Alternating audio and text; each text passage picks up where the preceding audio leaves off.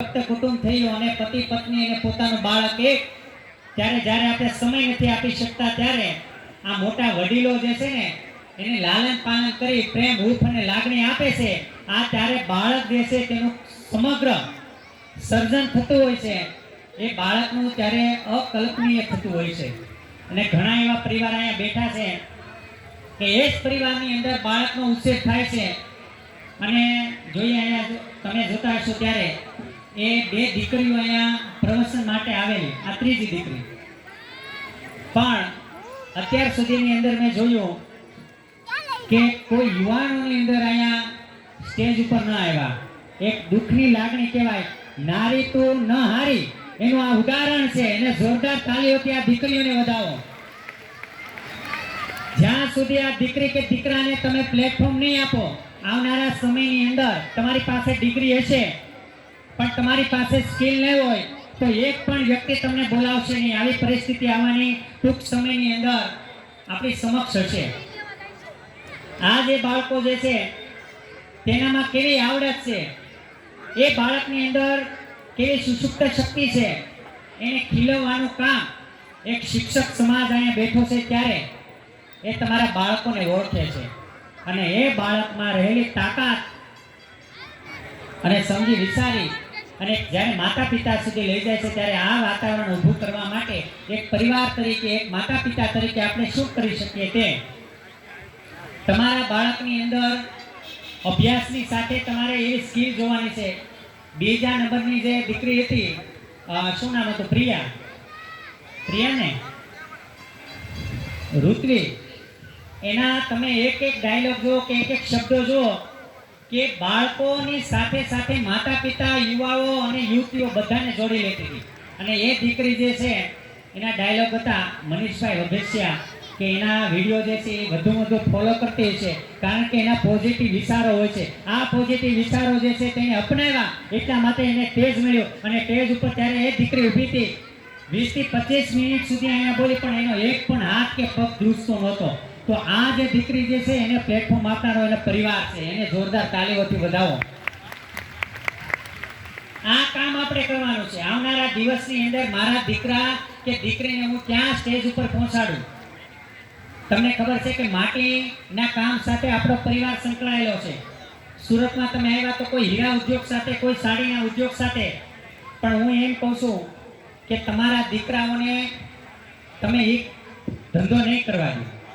તમને ખબર છે કે મારો દીકરો છે હીરા ન ઘસવો જોઈએ, મારો દીકરો છે માટી કામ ન કરવો જોઈએ, મારો દીકરો છે ઈંટું ન પાડવો જોઈએ, મારો દીકરો છે માટી કામની સાથે જે માટલા બનાવે છે એ શેરી કે મોહલ્લાની અંદર વેચવું ન જોઈએ. તો તમારા દીકરાને તમારે શું શીખવાડવું છે? એનું સપનું તો તમારી પાસે છે નહીં. મારો દીકરો કે દીકરી તેની અંદર શું આવડત છે એ આવડતને તમે ફક્ત 5 વર્ષ આપો, આવનારા સમયની અંદર 10 વર્ષની અંદર એ તમને ડબલ કરીને આપશે. આવનારા સમયમાં નવી શિક્ષણ નીતિ મુજબ તમારી પાસે ડિગ્રી હશે અને તમારી પાસે સ્કિલ નહીં હોય તો એક પણ બાળક છે એ ઘરે બેસીને જ રહેવાનું છે. એક બે વાત કરતાની સાથે કે એક વડીલ ઉંમરમાં બેઠા હતા અને એનો પુત્ર હતો.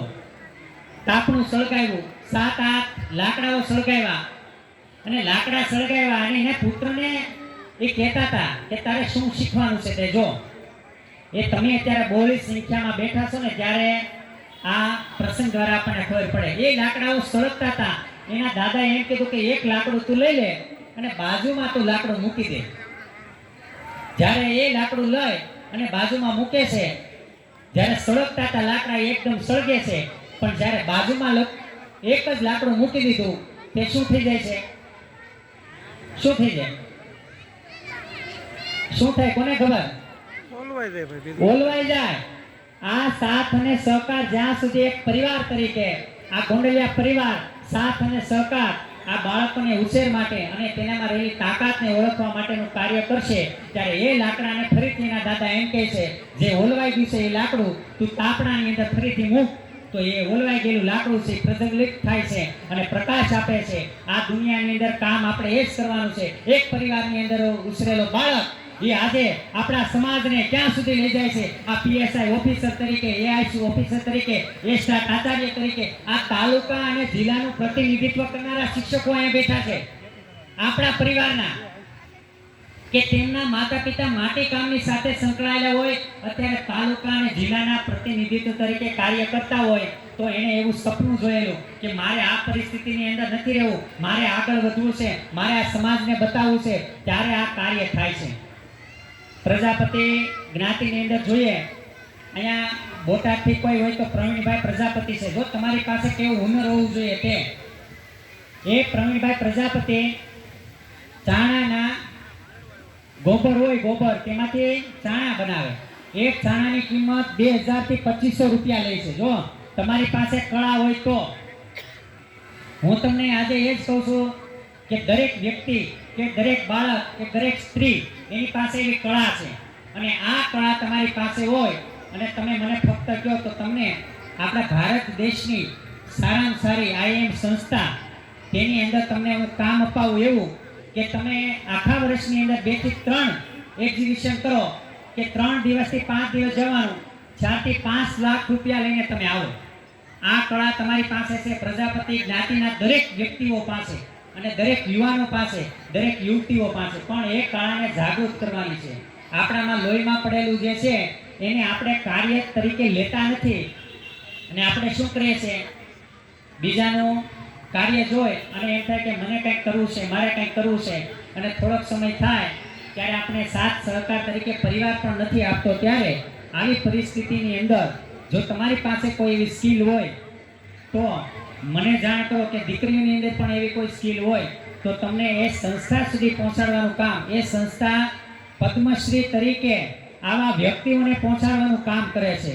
અને આપણી ભારત દેશની સારામાં સારી એવી સંસ્થા છે કે તેની અંદર એડમિશન લેવું હોય તો પણ મુશ્કેલ છે.